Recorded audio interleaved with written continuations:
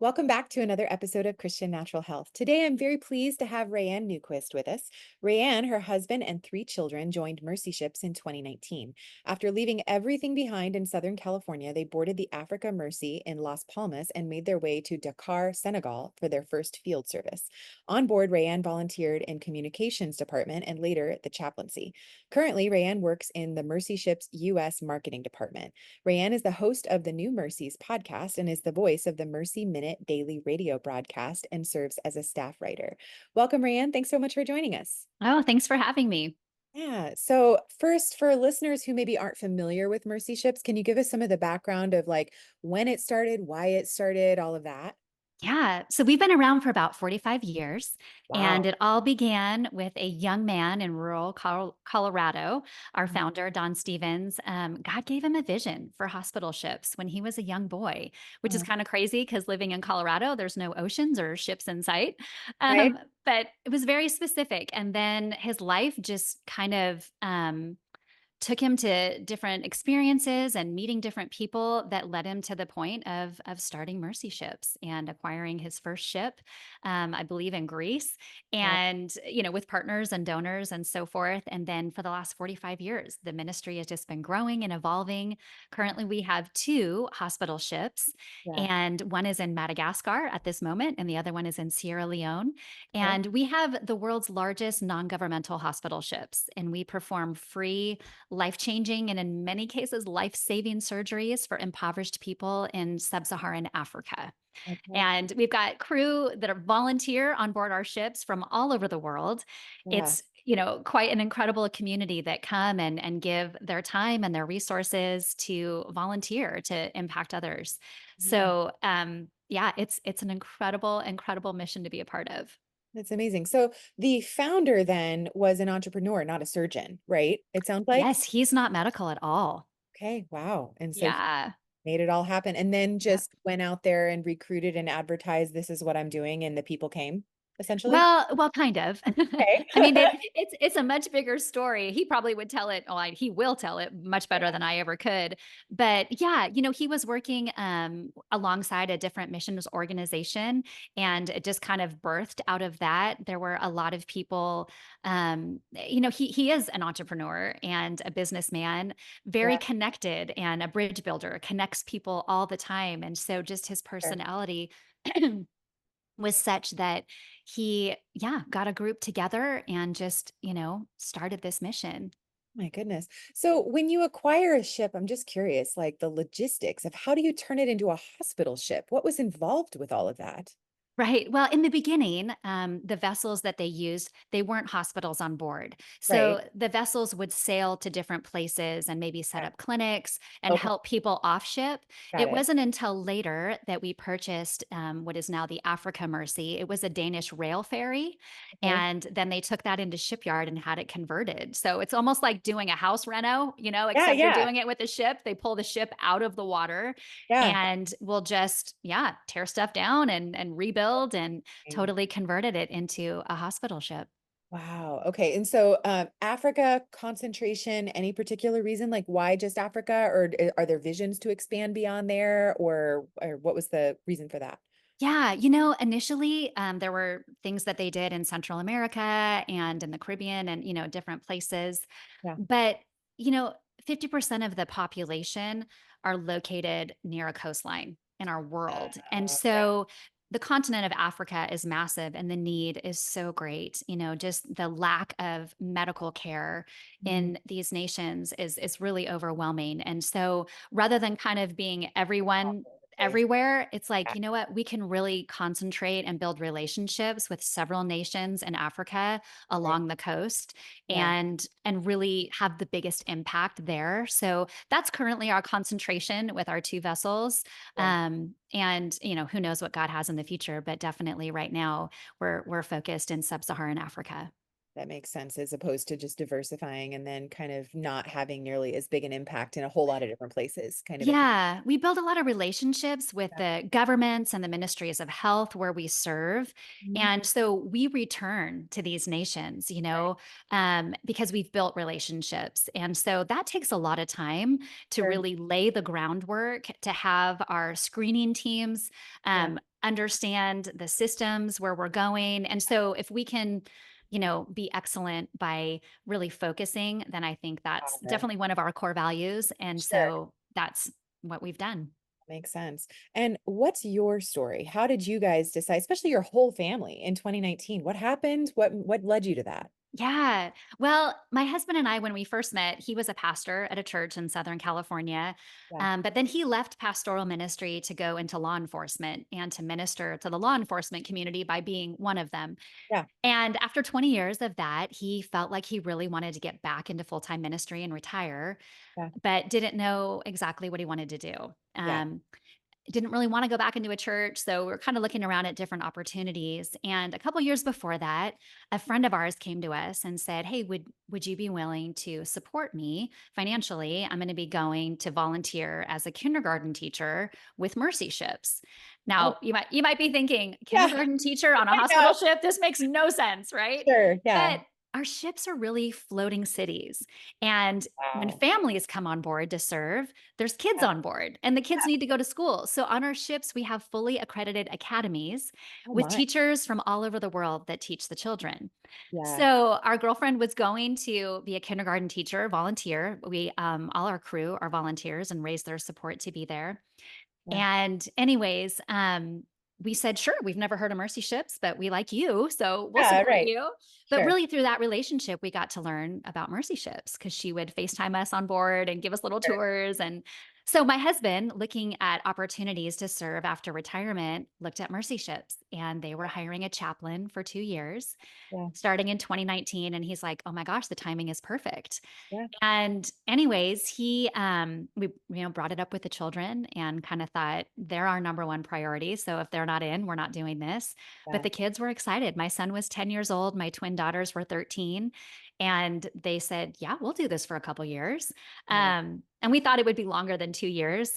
Sure. We expected fully to extend our commitment into 3 and 4 years, but Yeah. we got on board in 2019 and we all know what happened, not too long after that. So everything kind of came to a screeching halt in 2020.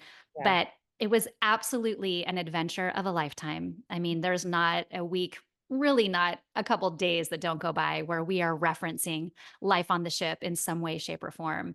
Yeah. It left its mark on all of us forever. Yeah, that's amazing. So what did happen? I mean, obviously I know what happened in the world, but for you guys in 2020, did you guys just did all the surgeries stop for a period of time? How long? What happened? Yeah, it was kind of funny because we had some friends from the United States that were going to come visit us, and they were due to arrive March 12th, Thursday, March 12th.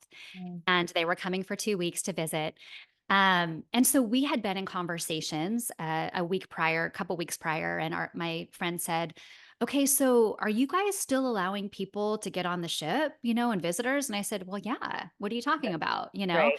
And she said, "Well, there's just this stuff going on.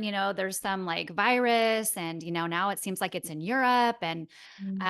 I just said, no, everything here is business as usual. We have crew that fly in from all over the world every day. There's Yeah. people coming on and off, according to their rotation. Some of our surgeons will come for 2 weeks. And Sure. so they're flying in and someone else is flying out. I mean, we're Right. just constantly making airport runs. I said, no, everything's business as usual here, you Right.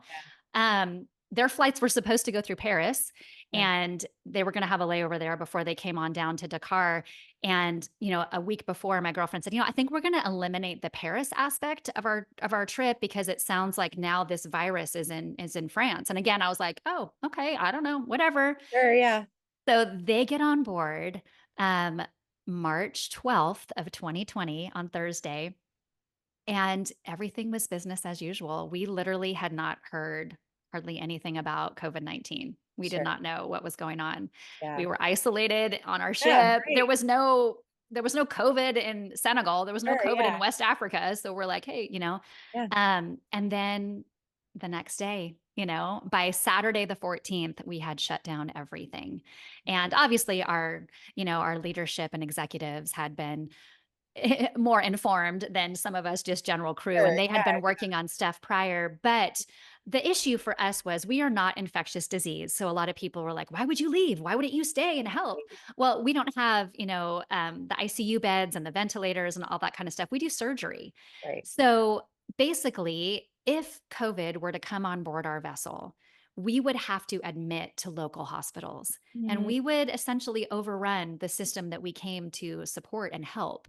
So right. we knew we had to get out as fast as we possibly could. Right. Now, that's a massive undertaking because when we pull into a port, we will stay docked for 10 months to do all of our surgical rotations. And it takes us at least a month, if not more, to set up the operation before we even open the hospital on board.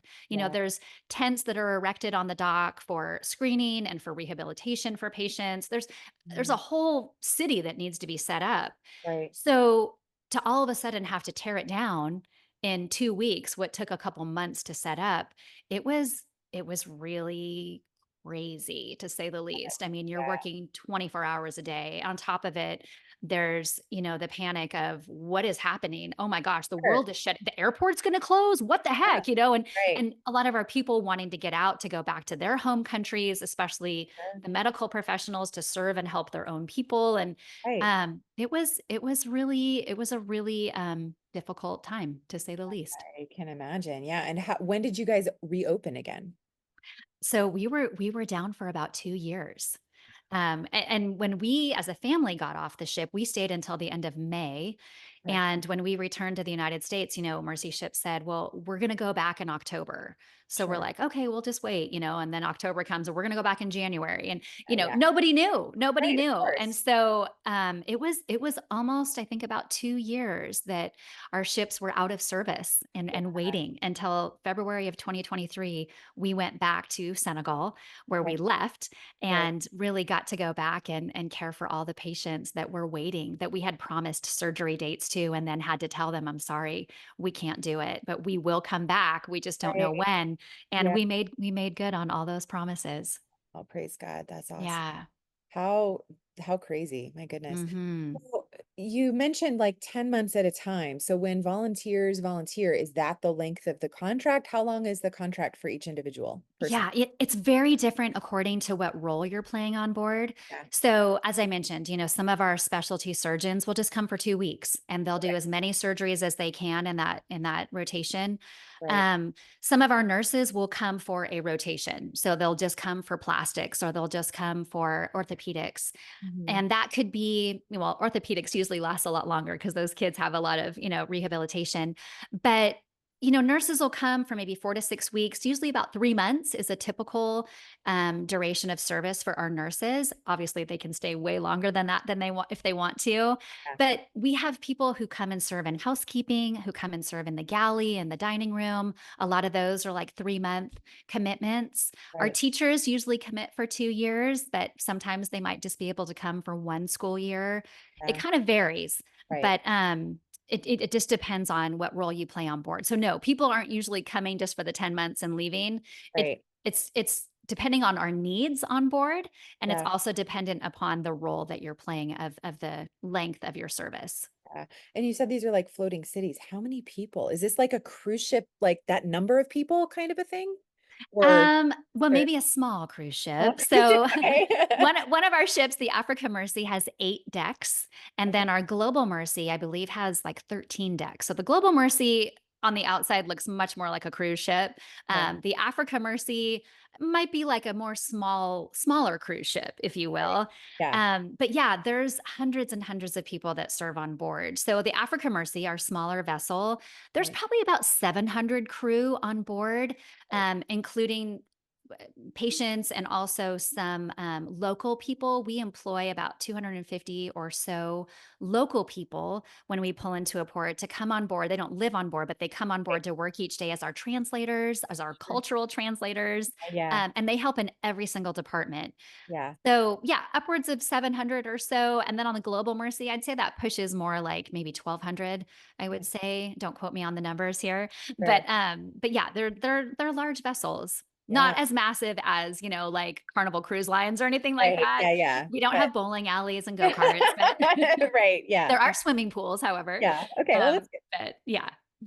So tell us about some of the kinds of surgeries that you performed, like maybe some of your favorite stories. Yeah, absolutely. There are so many. I'll tell you a little overview of what we do. Yeah. We do a maxillofacial surgery rotation where Mm, we see patients with these large, benign tumors on their face, their neck, sometimes their back. And those tumors will grow to such a size that they become deadly because they can suffocate people. A lot of times the tumors are growing in their mouth. It comes partially from poor hygiene, dental care that is lacking. mm, So we do maxillofacial surgery. We do cleft lip and palate. We do cataract removal. We mm, also do an orthopedics rotation with kids with very severe windswept legs mm, or very severely bowed legs. I mean, it's amazing how twisted some of these bones can be due to malnutrition or maybe a misplaced vaccine that can kind of kill a muscle. And so we go in and straighten their legs, and it's pretty unbelievable what these surgeons do, but it's amazing. So we've got the ortho rotation. We do a plastics rotation for burn contractures.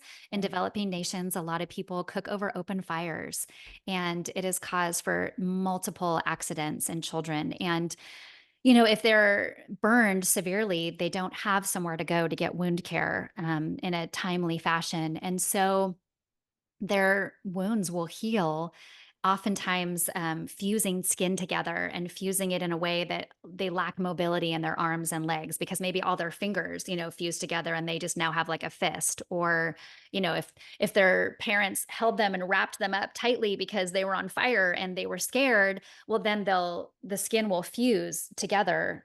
So, anyways, we go through and remove those contractures and free sure. them, and Yeah. then do physical therapy to help regain mobility. We also have a women's health rotation Okay. where the women come to us. They are suffering from fistula, which basically means hole, Mm, often a hole in their bladder where they're leaking urine.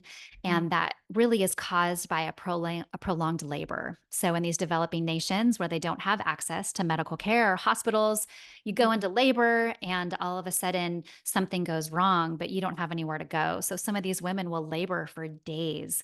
The babies will pass away, and when they're finally able to pass the fetus, these women are left with bodies that are torn apart.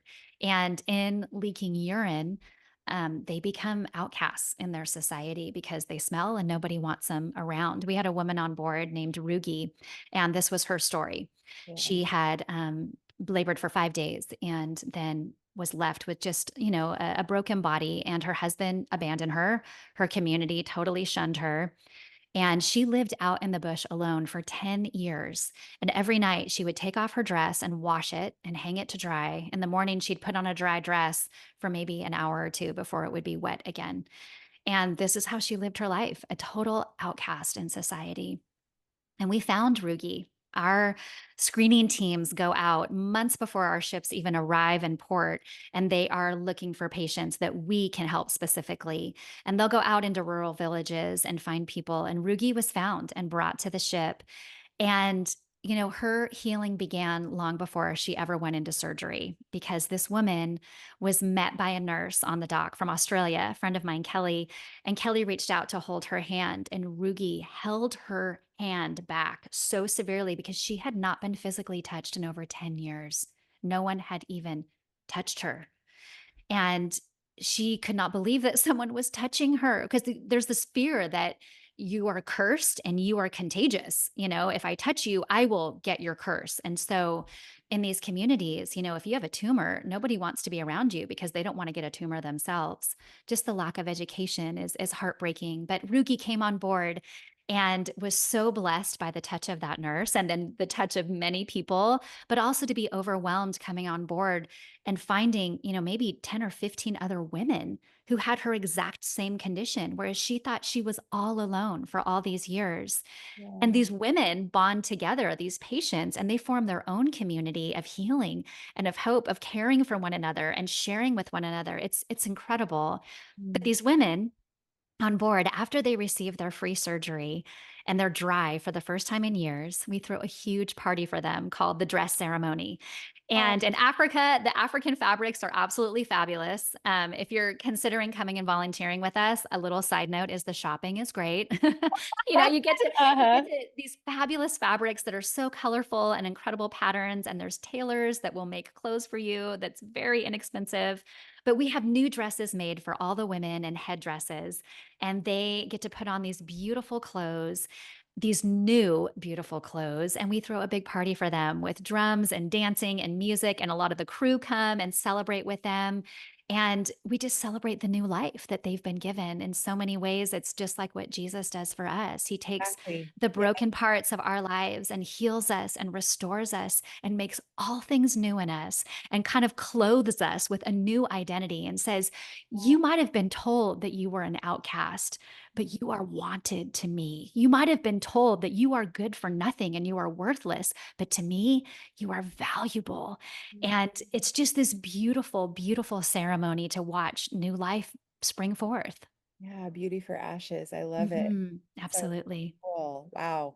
So, and I imagine that, I mean, you're not going to get that in a lot of other settings. You probably make bonds for life with the other volunteers there, right? Oh my gosh, absolutely. I mean, it's really about joining a family. When you get on board Mercy Ships, our patients' lives are transformed. Right. But every single person who steps foot on the vessel, their life is forever changed. Mm, And really, a big part of that is the community on board. mm, We've got 50 to 60 nations represented on board at any given time because people come from all over the world to serve. So yeah. you're living in this multicultural community of Mm, highly accomplished professionals in their fields who wow. have come with one common purpose, and that is to bring hope and healing to the world's forgotten poor. And Yeah. so there's no hierarchy on board. There's no one's getting paid. Everyone's Right. volunteering, Sure. so there's no status, to impress people with. Yeah. However, everyone is extremely impressive, if you Yeah. start to hear people's experience. But just that community that forms on board is so powerful. Right. People, from all walks of life and from all different countries, all Mm, different generations on board. We have kids on board. As I mentioned, my kids were on board, but we have people yeah. who are retired who are coming back and they're like, I don't want to sit around and play golf. I want to give my life away. I want to go and serve. Wow. Um, but yeah, you bond for life. And then you've got friends all over the world to go visit. You've got a Yeah. place to stay anywhere. But the community is really what brings our volunteers back year after year after year. As they say, I loved my life on board. The community is so incredible. Yeah, that's great. So, as far as the volunteering opportunities, obviously medical professionals, but sounds like almost anybody you can find a place for them, right? Are there A like, 100%. yeah, are there Yeah. like specific areas where this is a really big need? They really need this type of volunteer? There are always some, yes, big needs. And oftentimes those do fall in the medical realm and in the maritime realm. We are always needing captains and engineers. We often need, you know, sterilization technicians. That's probably not the proper terminology, but We get it. people that can help us do safe surgery, the biomedical engineers, all those guys that fix the equipment and stuff in the Right. hospitals. Those are always urgent needs for us. And nurses. Gosh, we always need nurses. Yeah. But yeah, I mean, if you can do it, we need it. We need Yeah. carpenters on board, electricians, Sure. preschool teachers. I mean, Sure. everything, baristas. Yeah. Um, there's a place for everyone on board. Right. Very cool. So, what have I not asked you that you want to make sure you leave with our audience? Mhm. Oh gosh. I think it would just be encouragement that if God is stirring in your heart to do something different with your life, Mm, maybe you are a medical professional and you're kind of feeling burnt out a little bit. I hear this from nurses all the time, that gosh, I just get moved from room to room to room so quickly with a little window of time. I don't even get to care for the patients that I got into this profession for in the first place. mm, Um, then maybe it's time to just take a little break and come and serve and have your tank filled up again, you know? If God is speaking to you in any way, the best place we can possibly live is in obedience to him. Mhm. And yes, it is a lot of work on board, but my gosh, the rewards far outweigh what you could possibly give. And it's just a great adventure. I mean, to get to live in these countries, we get off ship all the time. I Mhm. learned to surf in Africa, even though I lived 10 minutes from the beach for 30 years in Yeah. Southern California. But, there's so many great restaurants to explore in the markets and the people, the local people.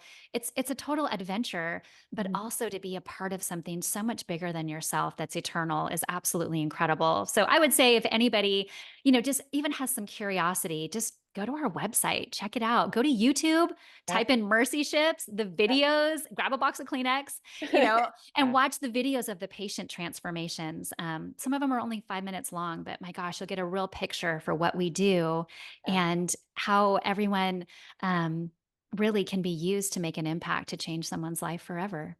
Okay, that's awesome. So, speaking of the website, where can people go to learn more and possibly find out if they might want to volunteer? Yeah, mercyships.org/serve is Yeah. the best place to go to get a whole list of opportunities and just our website in general, mercyships.org. You can find ways to give to the mission of Mercy Ships. Yeah. We invite everybody to pray for our patients and for our crew. Mhm. And then absolutely come experience it for yourself. Get on board. Awesome. Very cool. So, I will include the link to that in the show notes. And thank you, Rayanne. This has been really inspirational. Oh, thanks for having me.